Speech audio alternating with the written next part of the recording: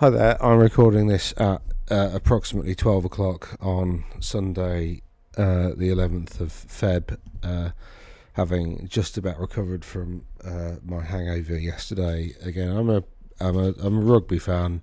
There's Six Nations at the moment. England only just managed to win to Wales. Absolutely atrocious game. Anyway, you don't care about that. What you care about is Dwarfs. I think Dwarfs like rugby too.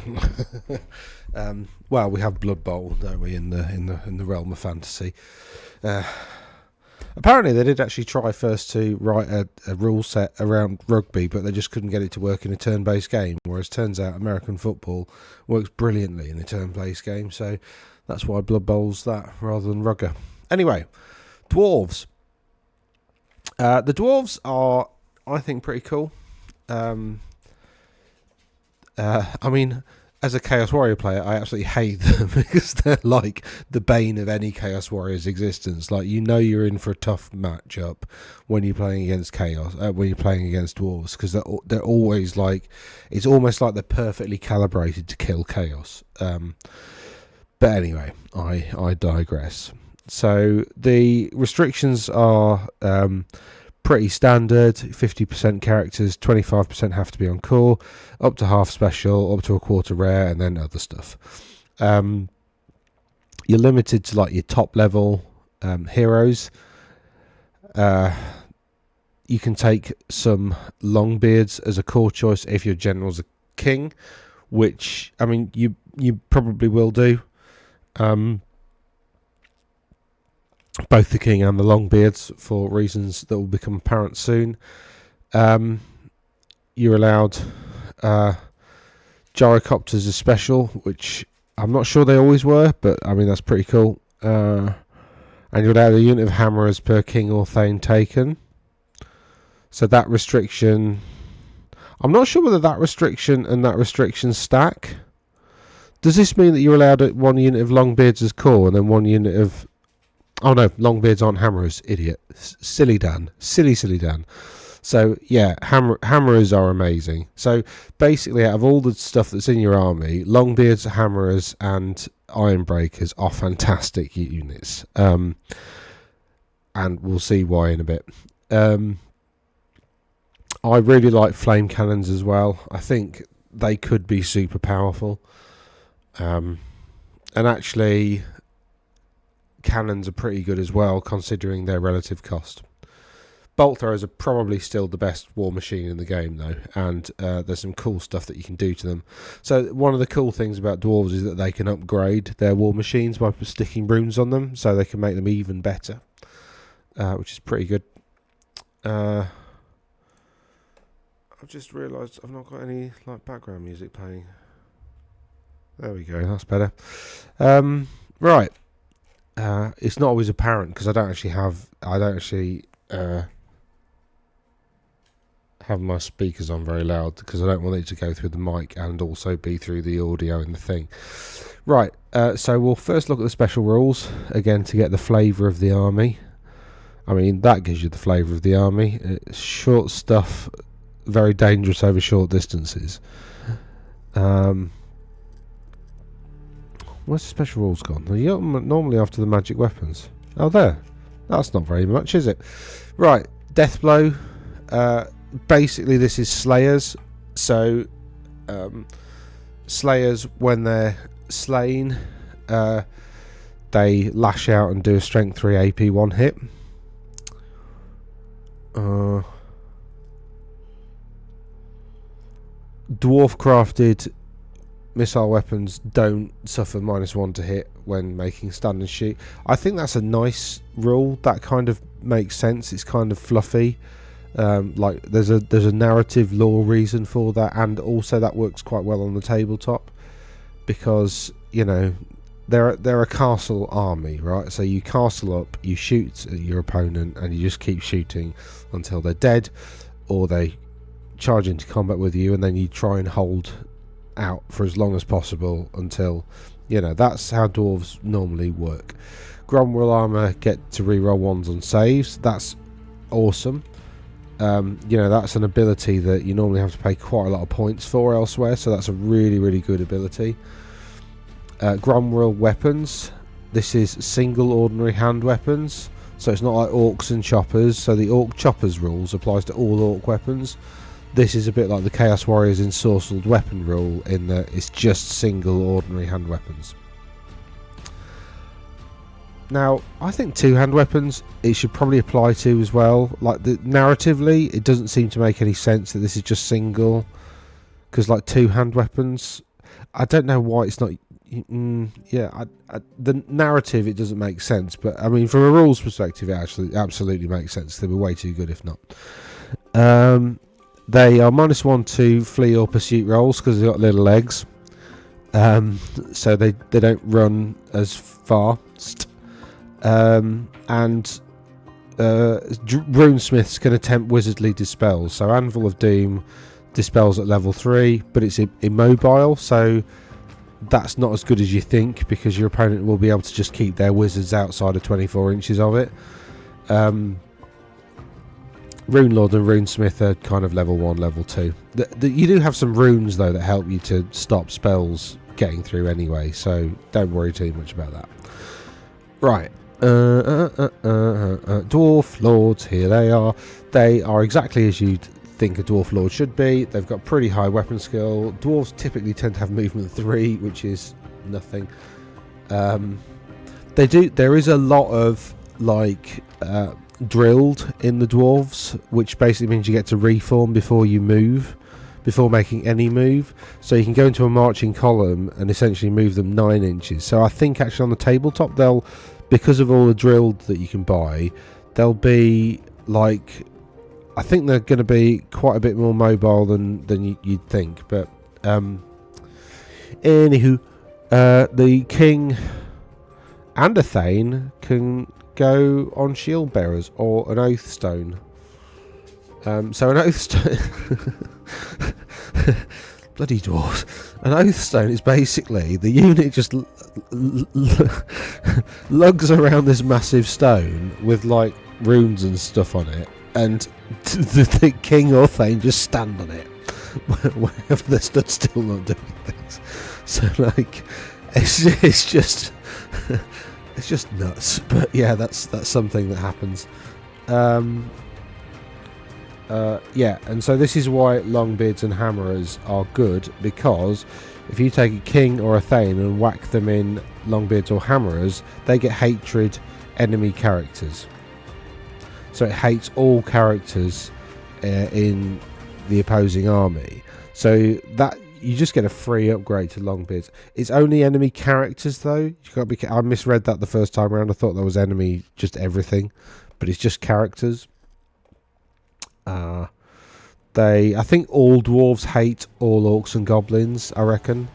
But like, you know, so you got Gromwell armor, you've got dwarf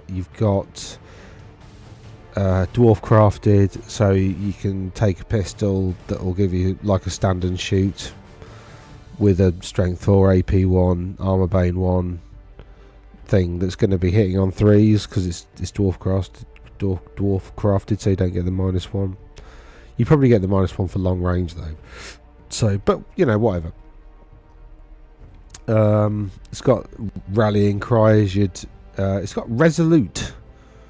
Do you know what? I forget what resolute means. Oh, is that -1?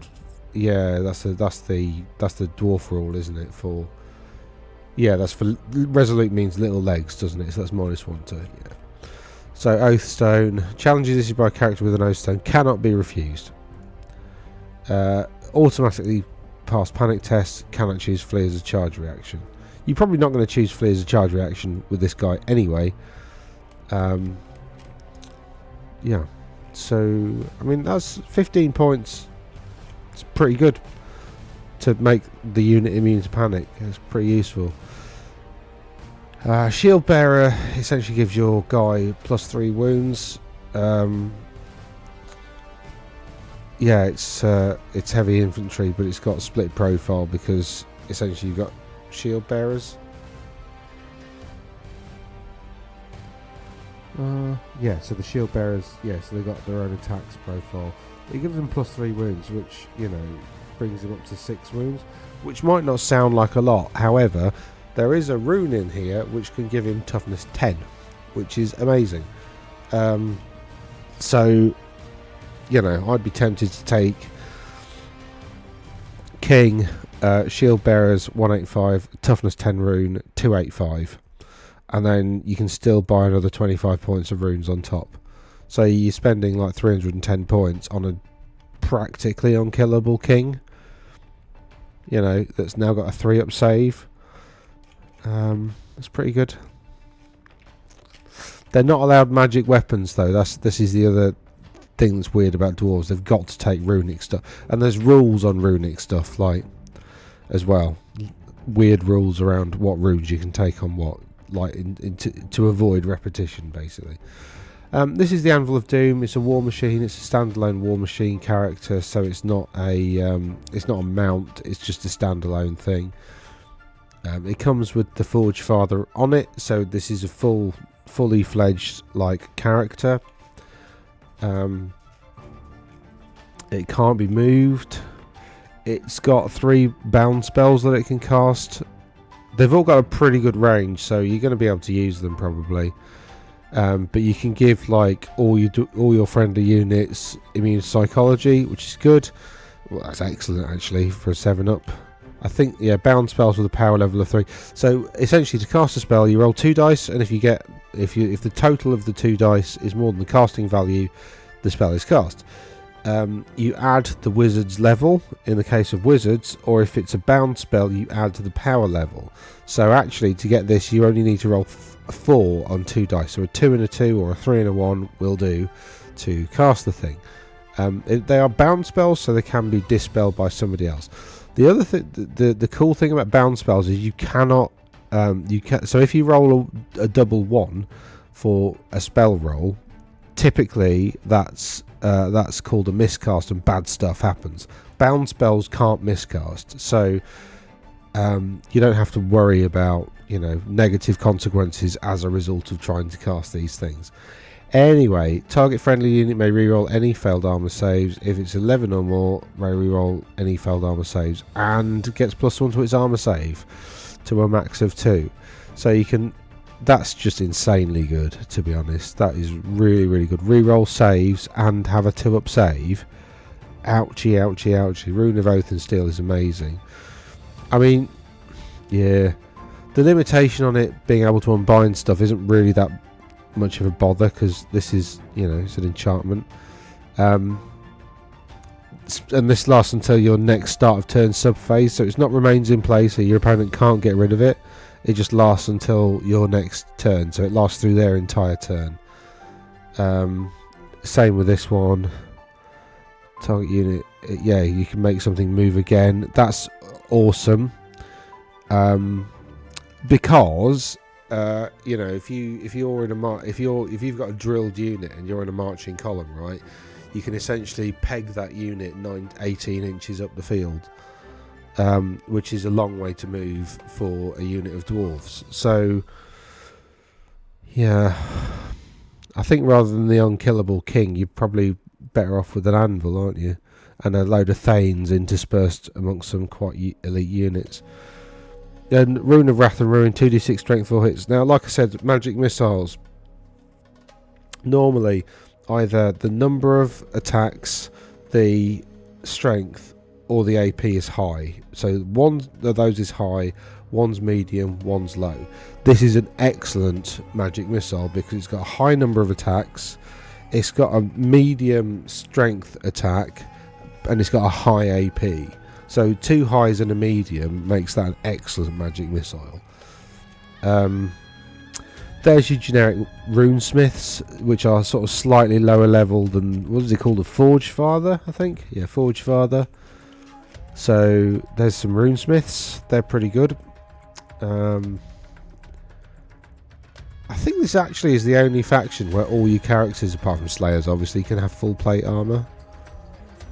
And again, they've got Gromra armour, so they reroll 1s to save. I mean, they are absolutely disgusting. Yeah, and if it joins a unit, that unit just gets Armour Bane 2 and Flaming. Like, That's like giving hammerers armor bane 2. They could be like hammering, so 6s to wound are like effectively AP 4. That's nuts. And then you got some slayers. These are nutters who want to die. Yeah. So they hate orcs. They've got killing blow. They've both got a new slayer of whatever. They're both unbreakable. Both got vanguard moves, so they can move after deployment. And they've both got death blow, which is if you kill them, they'll do a strength 3 AP hit back to you. So Slayer of Demons is what the Demon Slayer has, and Slayer of Dragons is what the Dragon Slayer has. The Demon Slayer is the top, and the Dragon Slayer is the bottom. So a Dragon Slayer always wounds on a 4-up, regardless of target's toughness, and if it's attacking a behemoth, then it does multiple wounds D3.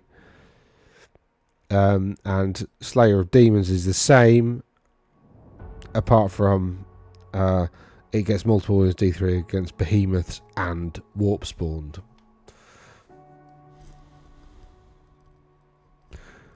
That's it. I mean, they're okay. Some people really like Slayers. I don't. I prefer war machines. Dwarf engineers. This is what you need. Oh no, he can't have full plate armor. You'd have thought out of all the characters, the one that would be able to engineer a full plate of armour would be an engineer. But no, apparently not. Anyway, they're not very tough. They're only toughness for 2 wounds, which for a dwarf is pretty not tough for a character. However, they allow you to... command range is going to be 9, so a unit of Thunderers or Dwarf War Machines, Quarrelers, Thunderers or War Machines... once per turn, may re-roll any... So basically, if you've got a unit of crossbow dwarves or handgun dwarves, you can choose to re-roll hit rolls of 1. When do you declare that? That's an... yeah. I originally read that and I thought, oh, that makes sense. But then, like, when do you declare it? Because presumably you've got to declare it on the... You can't just, like... Or do they mean that you can just, like, if a unit of Quarrelers rolls really badly and rolls a load of 1s, you say, oh, I'm going to use my Artillery Master now and re-roll those 1s? Because that's kind of what typically happens with, like, engineers and artillery dice. You don't, like, pick the war machine before you say, this time round I'm going to re-roll the artillery dice. You don't typically do that. You do that after you've rolled a misfire. That it just makes that kind of more reliable. A friendly unit. Once per turn, a friendly unit. I presume you'd have to... It should... This is badly written, right? It should say, at step whatever it is... where the hell is it? I think you're supposed to declare this before you do it. That's how I'd play it. I'd just be safe. The shooting phase. So yeah, at step 1 in the shooting phase sequence, you can choose a unit that you can reroll 1s to hit if armed with crossbows or handguns, or alternately the unit can re-roll its artillery dice or something like that. That's what I think it probably should say, but it doesn't. During deployment, you can entrench a non-character model so basically war machines you can entrench, which basically puts it behind partial cover and low linear obstacles, which is pretty good because then it means it's -1 to hit in shooting, and also enemies don't get an initiative bonus when they charge it because it's a low linear obstacle. And they do get ranks because they're not straddling it. Yeah. Oh, and they basically get like a version of Lookouts, but around war machines. So they're quite cool, and actually they're quite cheap, but I don't think Artillery Master is as good as it first looks. So actually 50 points, I'm not sure they're worth it. You can get runes that do that anyway, so like I'm not sure what that adds. Dwarf warriors are relatively expensive. I don't think they're very good. Like, you can give them great weapons and drilled and veteran and stuff, but the other units are so much better. Like, it's got resolute and shit, but again, other units have these abilities, so, and they're better. So I'm not sure about. I mean, if you need to save points, yeah, but compared with the other things that you can buy, for instance, you can make Longbeard's core. You know, they've got drilled for 13 points. You know, drilled makes these 9, but what's the difference? Well, these have a 1 better weapon skill. They have strength 4 already. They have. They've also got shield wall. They've got veteran, which means they're re-rolling all psychology rolls. This one can be veteran for 10 points. And they've got a champion called a veteran, which is a special rule.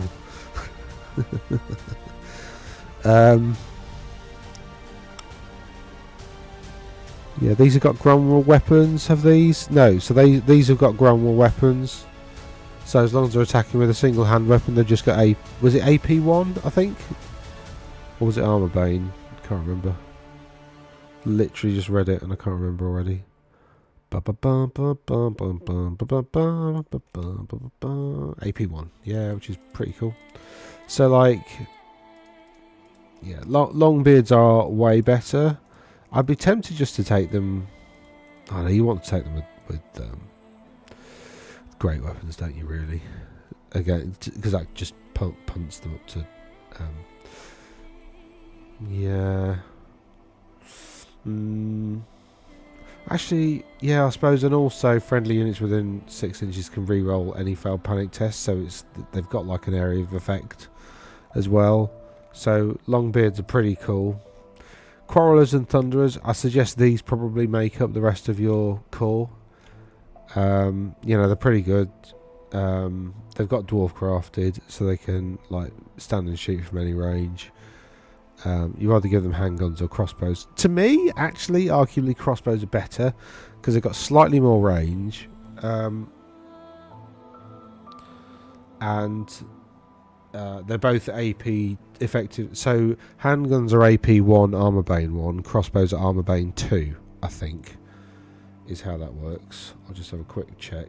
I've said that and then I've immediately gone, is that right? It probably is, because like the amount of kinetic energy that's transferred by a bullet and a crossbow bolt is roughly the same. It's just bullets are smaller, so they're more likely to penetrate armor normally. But if you get hit by either in a vulnerable spot, they're both gonna like hurt as much as each other. So, missile weapons: longbow, shortbow, warbow, handgun is 24-inch range, strength 4, AP1, armor bane 1, ponderous. So ponderous is so. Handguns are -1 to hit even in dwarf hands. They're -2 to hit for stand and shoot. That's the other thing. The crossbows are ponderous too. Right, so standing and shooting they're only -1. But they are armor bane 2, strength 4. Yeah. Cool. So it was, as I said, apart from they've got ponderous, which I'm sure is an extra -1 to shoot, isn't it? Just have a quick look. Ponderous. What else is ponderous? Handgun. Repeater guns are ponderous. That's not ponderous. Here we go. Oh no, -2 to hit for moving and shooting. Yeah. Okay. I suppose crossbows are quite ponderous. Yeah. Anyway, so moving and shooting, not so good. But standing and shooting, excellent still. See what I mean about wanting them to castle up? They don't want to move anywhere. They want to just castle up and, you know.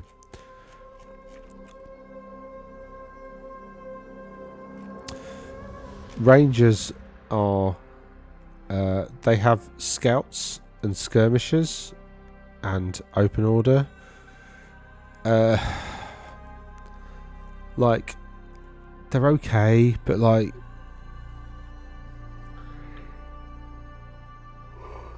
to an extent, unless you're really smart with them, all you're doing is you're giving your opponent like 3 victory points.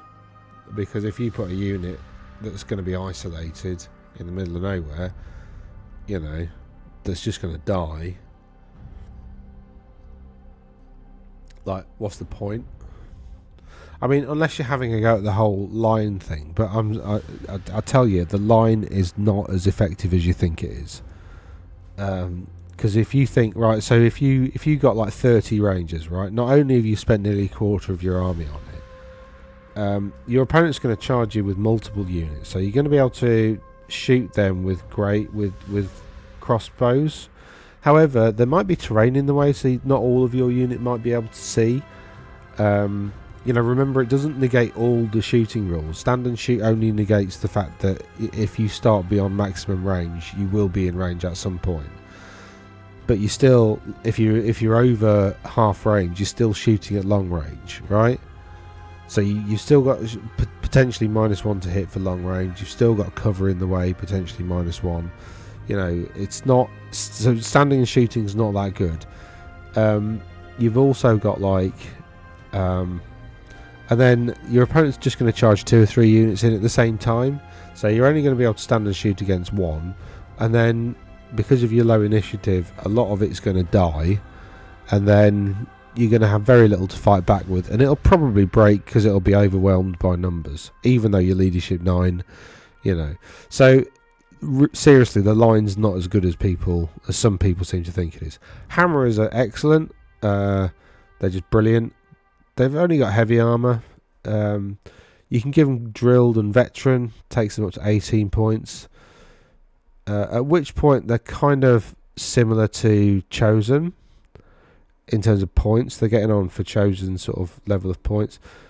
However, any model can issue and accept challenges if it's been joined by a king or a thane.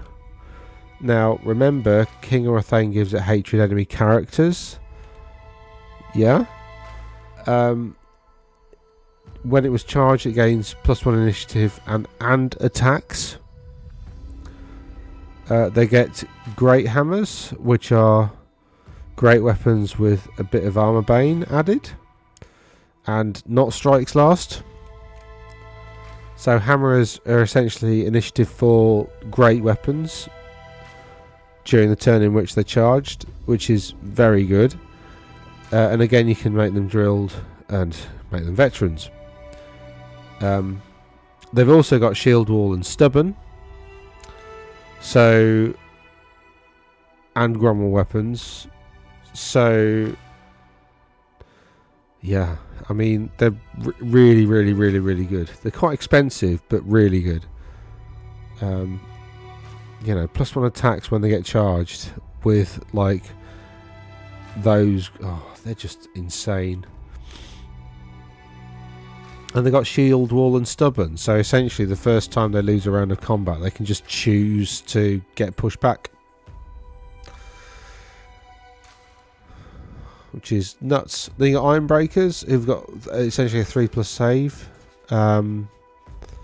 The Ironbeard can take Cinder Blast bombs for some reason. I don't know why, but for some reason they're allowed to take bombs. Says C opposite.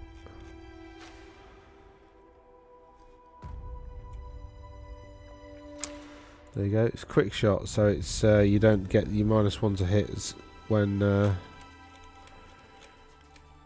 Yeah, but so Iron Breakers basically they're just a unit with a 3-up save, so they're pretty survivable. And actually, are they worth those points though? That's the problem. Like, because I think Hammerers and Longbeards are better, despite that Hammerers and Longbeards. I mean, I suppose they do have a 6-up ward as well, so they do have a bit more protection. Yeah, Iron Drakes have Drake guns. It says C opposite, which is here. Like, strength 5, armor bane, AP 1, armor bane 2. They're quite short range, but they do have quick shot.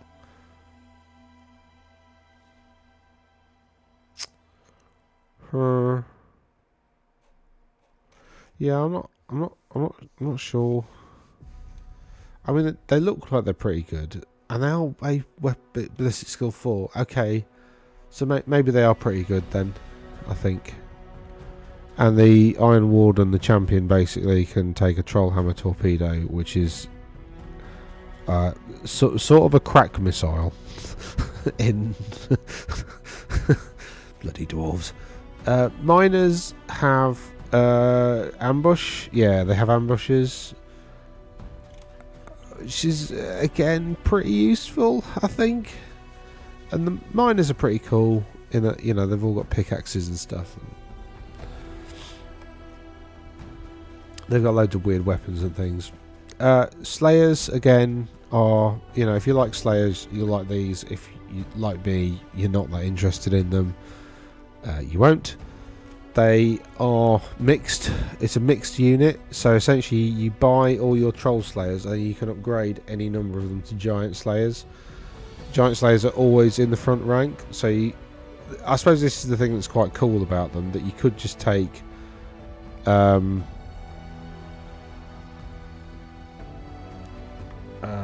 you could just take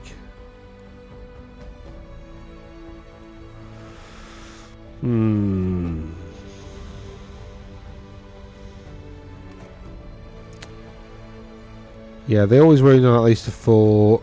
Any model can okay, so any Giant Slayer can fight a round of combat. So basically, Giant Slayers are like unit champions, but you're allowed an unlimited number of them.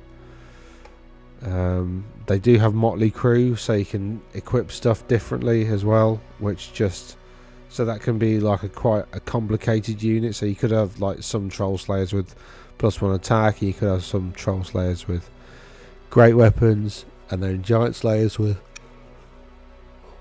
2 hand weapons and whatever. So that can get quite a complicated unit. I look at that and just think, I don't know how to maximise that. That's going to take ages for me to figure out. I'm just not going to bother.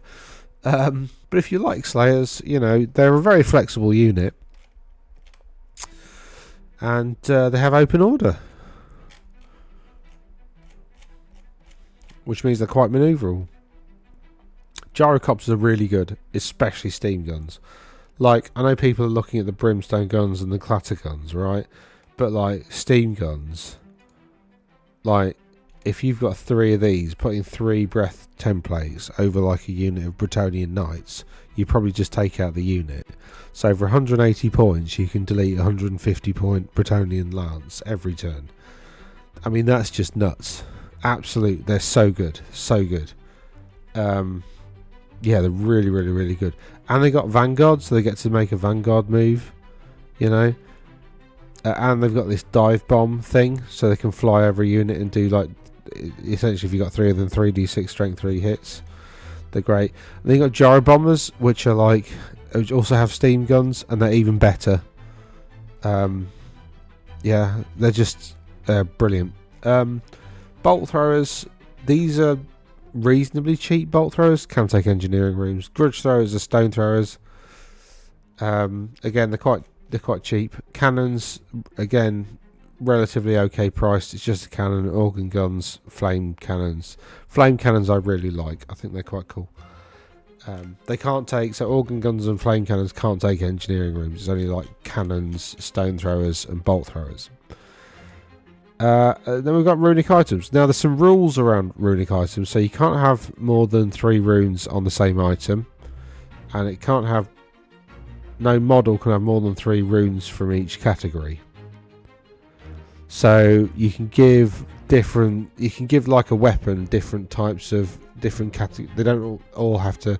I'll just show you, it's probably easier.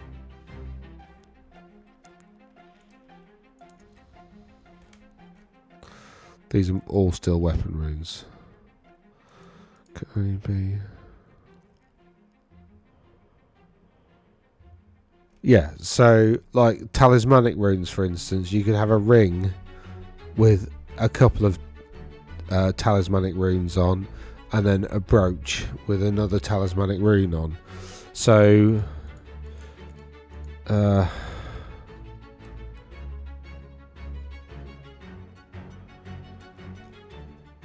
So the model can't have more than 3 runes from each category, but no single item can have more than 3 runes. I mean, I don't understand actually why that. Yeah. Anyway, hand weapon can't have an engineering rune. No 2 runic items can be identical at all. Each master rune can only be chosen once per army, and only asterisks can be duplicated on the same item. So you got stuff like multiple wounds D6. You got 2's always wound. You know, these are pretty cool.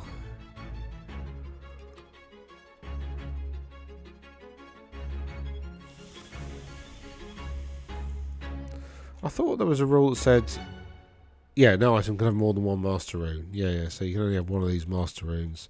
So you could have like always wounds on a 2-up, and then a rune of cleaving. So you could have 2 runes of cleaving, and so you could create a magic axe that always wounds on at least on a 2-up, and is AP2, which would be a pretty cool weapon. So you can like combine stuff together, or you could take 2 runes of fury, and so that's +2 attacks,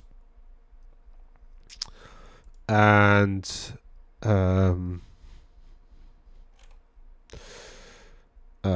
master rune is swiftness. So you get, essentially you become initiative 10, and you get +2 attacks for 75 points. Like, that's pretty good.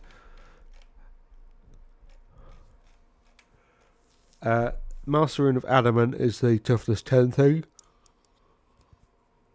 You can't take any other armor runes, of course.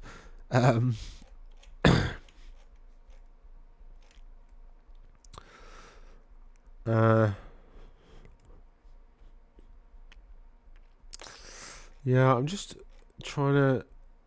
Do I need to? Rune of the Furnace is pretty good actually, because it's 5 points and gives you 3 at ward against flaming attacks. There's loads of stuff in the game that has flaming attacks, so for 5 points, that's probably not a throwaway. No.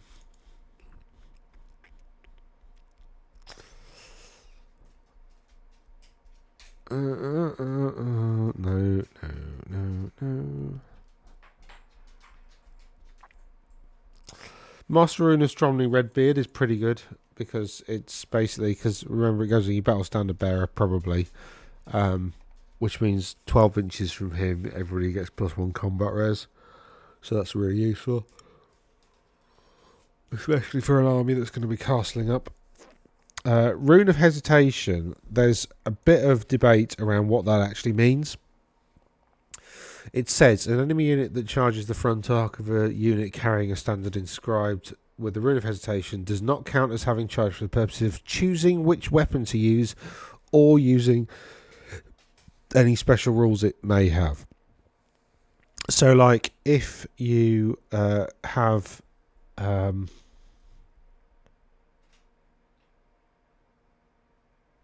so if you can... Right, I'll just show you what weapons that applies to. So what it doesn't say specifically, and it does actually say specifically that the opposite, that I've seen some people say, oh, that just means they don't count as charging. And it's like, well, no, the unit carrying this room still counts as having been charged by the enemy unit, right? But it doesn't say that the unit that charged doesn't count as having charged. Full stop. It's only for the purposes of choosing which weapon to use or what special rules. So what that basically means is, like, where is it? A lance, for instance. A lance can only be used during a turn in which the wielder charged.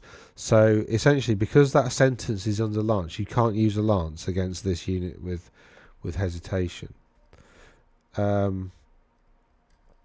This you probably don't get because it's a special. It's not a special rule though, is it? A model cannot make a sporting attack in a turn in which it charged. So units with cavalry spears probably don't get their strength bonus, but they do get fighting extra rank because they don't count as charging for the purposes of special rules, so they do get to fight in an extra rank, weirdly. There's another one. Yeah, throwing spear can only be used during a turn in which the wielder charge, so you can't use your throwing spears when you charge. I'm sure there's other special rules that only apply. Yeah, so stuff like ferocious charge, is it something like that? Ferocious charge. Oh, is it furious charge? Yeah, of course it is. Yeah, so during which you made a charge move, well, you don't count as having made a charge move for the purposes of special rules. So furious charge units do not get +1 to their attacks. I don't know what other, I can't think off the top of my head what other things happen on the charge. I'm sure there's something else, isn't there? But yeah, there'll be other abilities that trigger on the charge. Now they don't count as but that does mean that they still get their initiative bonus for charging, for instance, because they still count as charging, and the unit still counts as having been charged. So, for instance, if this is on a unit of hammerers, then they're still going to get their +1 attack and +1 initiative. So, I think this is actually really good still, despite the fact it doesn't just turn off charging. I still think it's really good and definitely worthwhile taking somewhere. That is that is also good. Rune of Confusion. No.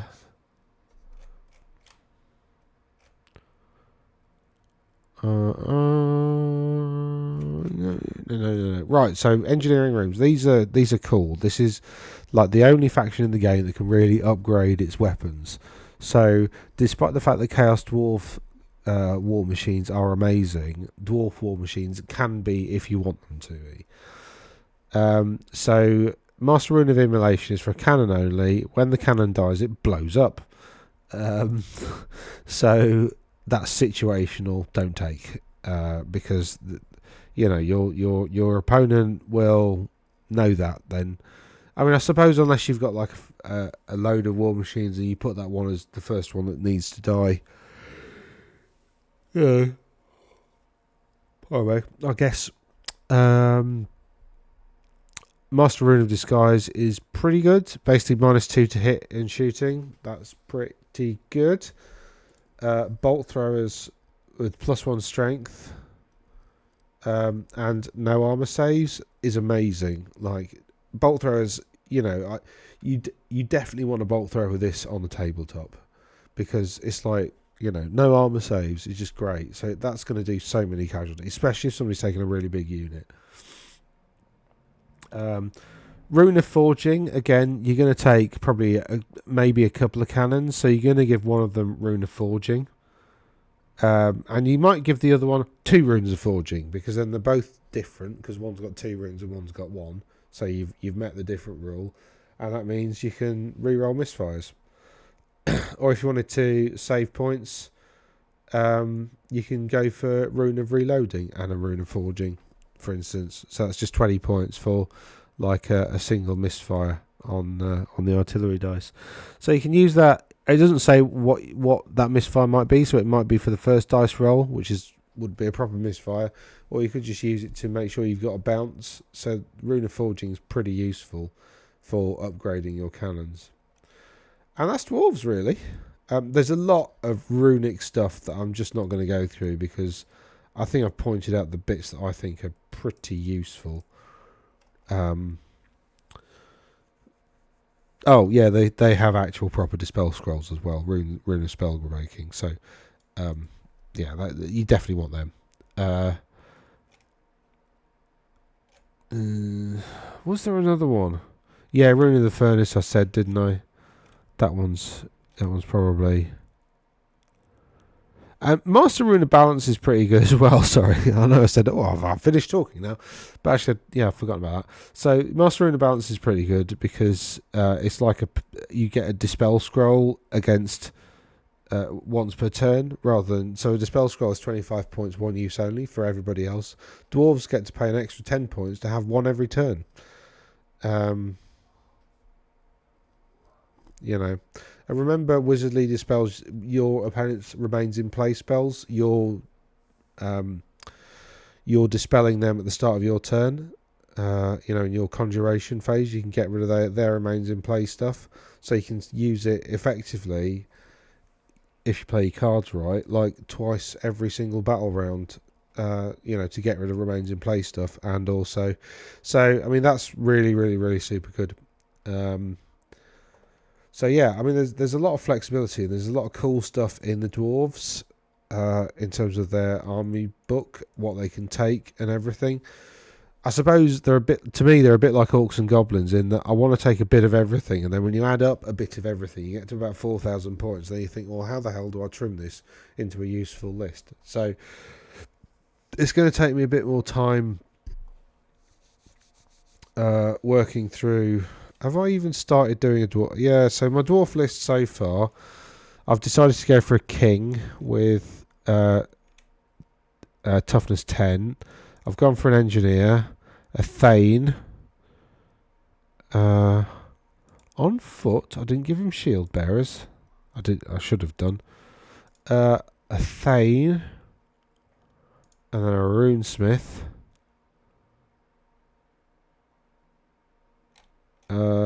And then some longbeards and a load of quarrelers. Yeah. And then... Oh no, I can't do that now because they're starting to limit stuff. So let's get rid of the gyrocopter. Cannon, hammerers, iron breakers, bolt thrower. Yeah, with the... Was that only 20 points? Rune of Skewering's only 20 points. It was, wasn't it? Yeah, that's just insane. That's so good.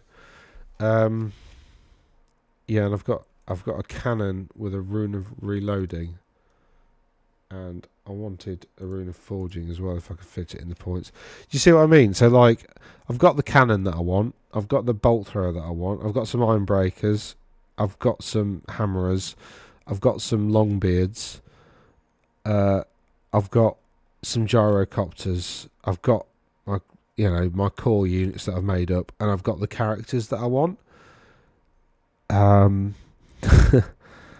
But like, do you know what, actually, if I get rid of, like I said, get rid of those, I was just thinking, like, if I get rid of the runes of spell breaking, because that's 50 points, so that saved me 15 by going for the Master Rune of Balance. We're down to 19, so we're down to like a decent point. So I've got the king, who would probably go in the Longbeards. Pardon me. In fact, pardon me again. Yeah, so I've got the king, who would probably go into the Thane with the Battle Standard Bearer, probably go in the Longbeards. Because both of them have like an aura around them, so I'd want them to be like in the middle of the army, behind all the quarrelers. Do you know what? I don't need the engineer, did I? I said that's a waste of points. So let's get rid of him. Right, so I've got 50 more points to spend on something. Yeah, I want more hammers, don't I? That's what I want. There we go, up to 17. Nice. So I'll probably change that in a bit. But yeah, I think I'm getting close to a list that I quite like. I don't know whether it would work very well on the tabletop. Probably wouldn't. But then again, like, you've got some gyrocopters to act as sort of chaff, like charge redirecting, that kind of stuff. Dwarves don't have any chaff, though. That's the problem, so you can't really do that. You've got a bolt thrower and a cannon, both of which are suitably upgraded, so they're pretty good. You've got the Longbeards and the Thane, who are going to sit in the middle of the battlefield. You've got some quarrelers to take some pot shots at stuff. You've got a king who's going to go in the unit of hammerers, and they're going to have a whale of a time. And then you've got a runesmith that sits in the iron breakers and essentially goes forwards and provides a bit of an anvil. Yeah, I'm quite I'm quite happy with that as a list. So yeah, the problem is I never really, I don't know, I still don't like that list. There's just something wrong with it. It just doesn't make any sense to me at the moment. But anyway, yeah, that's was quite quick. I think dwarves are quite a simple faction, to be honest. I genuinely don't see any value in dwarf warriors, although from looking at that list, maybe I should. So comment down below if you think I should drop one of the units. If it was going to be any of them, it's going to be the Iron Breakers, because, you know, although they're quite cool, they're just not. They're quite defensive, but like, is more bodies better than a good armor save? Considering they got Grom rule weapons, though, actually. They have got Gromwell armour, haven't they? Bum bum bum bum bum bum bum bum bum bum bum. Mr. Sandman, give me a dream. I don't know why I'm singing that. Right. Yes, they got Gromwell armour as well, so they get to reroll ones to save, and they got a 3-up save. Eesh. Is there a standard that you can take that gives their armour save 1 better? I don't think there is. That would be just too good. Where's the standard runes? Oh yeah, I read these, didn't I? They've already got a 6-up ward, so that's no use.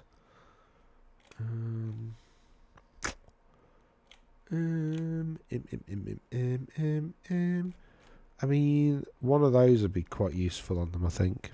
But anyway, yeah, I'm just rabbiting on now, aren't I? So, yeah, like I said, I hope you found it useful. That's my take on the dwarves. I hope it's been useful. Dwarves are cool. I like dwarves.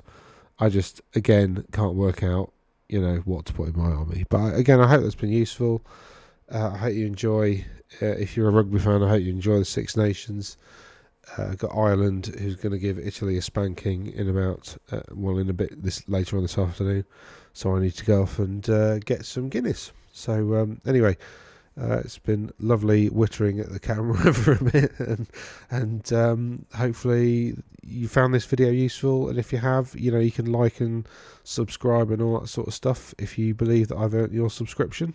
And catch you again soon. Toodaloo.